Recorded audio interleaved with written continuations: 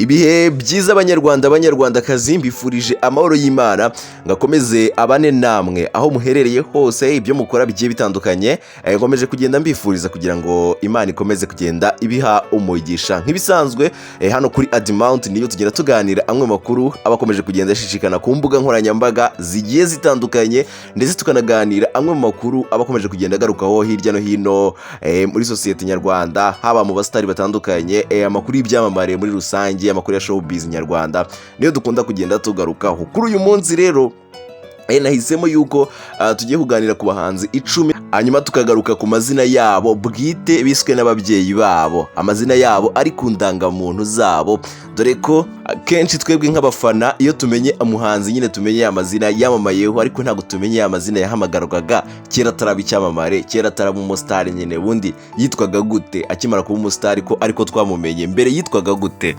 cyangwa se ababyeyi be bundi bamwise gute ngo ikaze kuri Admount niyo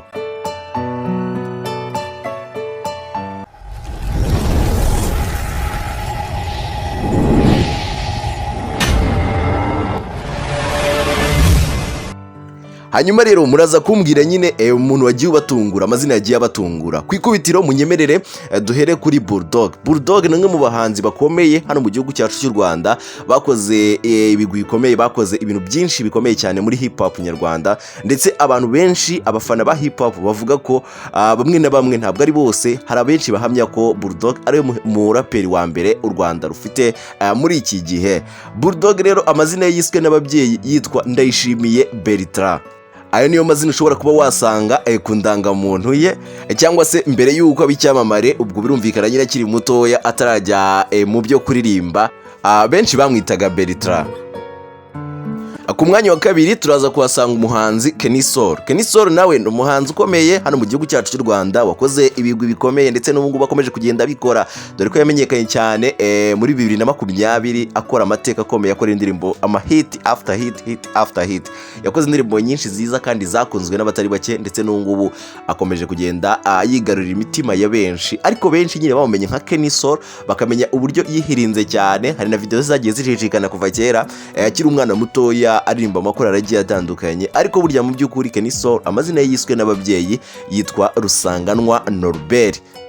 Ku mwanya wa gatatu turasanga Kevin Kade nawe ni umuhanga cyane ni umuhanzi rwose akomeze kugenda akora amahita agiye atandukanye dore ko kuri stage ahangaha ho abantu benshi bamaze kumugira umwami cyane bitewe n'uburyo aperforminga neza cyane kuri stage ku rubyiniro ngira mwagiye mubibona ama stage agiye atandukanye mu bihe byashize mu minsi ishize mike cyane rwose agenda yigaragaza neza cyane bakavuga bati rwose amaboko turayamanitse Kevin Kade uri umwami wo kuri stage hano mu gihugu cyacu cy'u Rwanda. Kevin Kade rero burya amazina yiswe n'ababyeyi yitwa Ngabo Richard cyangwa se Richard.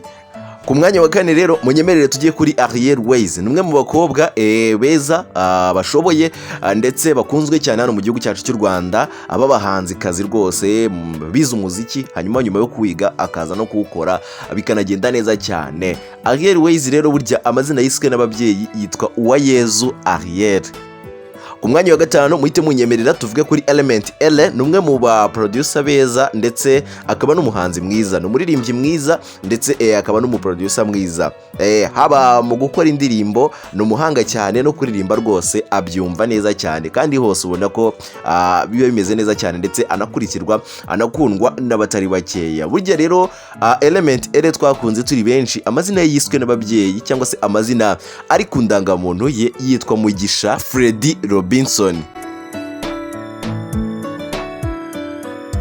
Ku mwanya wa gatandatu rero mureke tugiye kuri Chris Easy ni umwe mu bahanzi nabo batangiye abaraperi cyane rwose arapa cyane ariko nyuma akaza guhindura injyana yaririmbagamo akaza muri R&B dore ko ari naho byamuhiriye niko nabivuga kuko iyo urebye igihe yari umuraperi ntabwo yari afite abantu benshi bamukurikiraga cyane ariko nyuma y'uko ahinduye nyine injyana yaririmbagamo imibare yarazamutse cyane rwose ku rwego rwo hejuru ari mu bahanzi bari mu kigero gishimishije cyane hano mu gihugu cyacu cy'u Rwanda. Chris Easy rero burya amazina yiswe n'ababyeyi yitwa Nsengimana Christian Rukundo Ku mwanya wa karindwi mureke tuvuge kuri Riderzo ni umwe mu baraperi nabo beza cyane igihugu gifite, ni umwe mu bantu bashyize itafari rikomeye muri muzika nyarwanda, muri hip hop nyarwanda kuva kera, ndetse n'ubu ngubu akaba akomeje kugenda akora ibigwi bitandukanye, akora indirimbo ama hit after hit.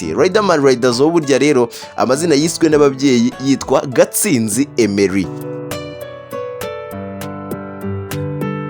Ku mwanya wa munani rero reka tuvuge kuri Bushari nawe ni umuhanzi w'umuhanga ndetse ukunzwe n'abatari bakeya. Bushari, Papa Moon na Sani ewana. Bushari burya rero amazina yiswe n'ababyeyi ari ku ndangamuntu ye yitwa Jean Paul Hagenimana. Ninde wabikekaga? Umuntu uza kugutungura nakubwiye ngo uze kumumbira hasi muri comment, ndetse niba unashaka nimva n'imvano y'amazina yabo uzambwira nayo tuyazane mu kiganiro gikurikiyeho. Reka twigire kuri Roskana. Ku mwanya wa 9 Roskana ni umwe mu bahanzi nabo bakomeye, ni umwe mu bahanzi bari kwigaragaza neza, nubwo ari washyashya nyine tubamenye vuba, ariko ni umwe mu bahanzi bagaragara cyane ko atanga icyizere cy'ejo hazaza, akomeza gutanga icyizere cyiza cyane muri muzika nyarwanda, bigaragaza ko imbaraga arimo arashyiramo ntabwo ari iz'ubusa, arimo aratanga icyizere gikomeye cyane. Burya rero Roskana twakunze cyane ndetse dukomeje kugenda tunakunda mu bihangano bigiye bitandukanye, dore ko adasiba kuduha imiziki umunsi ku wundi. Amazina ye yiswe n'ababyeyi, amazina ari ku ndangamuntu, amazina yakuze ahamagarwa, burya yitwa Rubangura David, ariko nyine ahitamo ko abantu tumumenya nka Roskana. Ku mwanya wa 10 ari nawo wa nyuma reka tuvuge kuri Aline Sano. Aline Sano nawe ni umuhanzi mwiza, ntabwo twereka kuvuga ko ari mwiza, ndabizi ko niba nawe ugeze kuri uyu munota ari bamwe mu bahanzi ugenda ukunda batandukanye, ndabizi ko umuhanzi ushobora kubukunda Aline Sano nawe wawumukunda. Ni umwe mu bakobwa mu banyarwandakazi beza cyane hano mu gihugu cyacu cy'u Rwanda, bajya bakora indirimbo ndetse bigaragara ko ashyiramo imbaraga nyinshi rwose kugira ngo ibihangano bye bigere kure, kandi ubona ko nawe atanga icyizere cy'ejo hazaza. Mu minsi ishize yaje kugira gutya rero we anatungura abantu ku mbuga nkoranyambaga cyane, yandika amagambo akomeye, aribyo byatumye abantu bibaza bati yabagiye kuva mu muziki bimeze bite? Ibyari n'isano ni amahoro, ariko mu by'ukuri ari n'isano yatangaje ko ari ibibazo yari arimo agenda acamo, ahubwo ntaho byari bihuriye no kuva mu muziki. Abantu icyo gihe babivuzeho barahubutse cyane, ntabwo ari n'isano yari afite gahunda yo kuva mu muziki, avuga ko ngo umuziki ari bwo buzima bwe, nta handi hantu rero yava akajya. Ngo ntabwo yava mu muziki nyine ngo agire ahandi hantu ajya, umuziki rero nibwo buzima bwe. Burya rero amazina yiswe n'ababyeyi yitwa Sano Shengero Aline. Ngayo nguko rero mu bahanzi 14 naguteguriye nabo ngabo, ndagira ngo umbwire ni rihe zina ry'abari gutunguye muri aba bahanzi bose twavuze haruguru. Ese nabaye bahanzi bandi bifuza ko twazagarukaho? Ese ubundi murifuza ko twazagaruka ku mazina yabo biyise nk'abastari nyine twamenyeho nk'abastari, imva n'imvano yabyo nyine icyabateye kwitwa ayo mazina? Ndagira ngo muze kugenda mu ibitekerezo byanyu muraza kuma, nibyo nzaheraho nkora video y'ubutaha. Reka ngushimire cyane ufashe umwanya ukabana nanjye tukagirana kuri uyu munota, ni iby'agaciro gakomeye cyane. Hanyuma reka duhurire mu bindi biganiro bitandukanye. Ciao, Imana ikomeze ibarinde.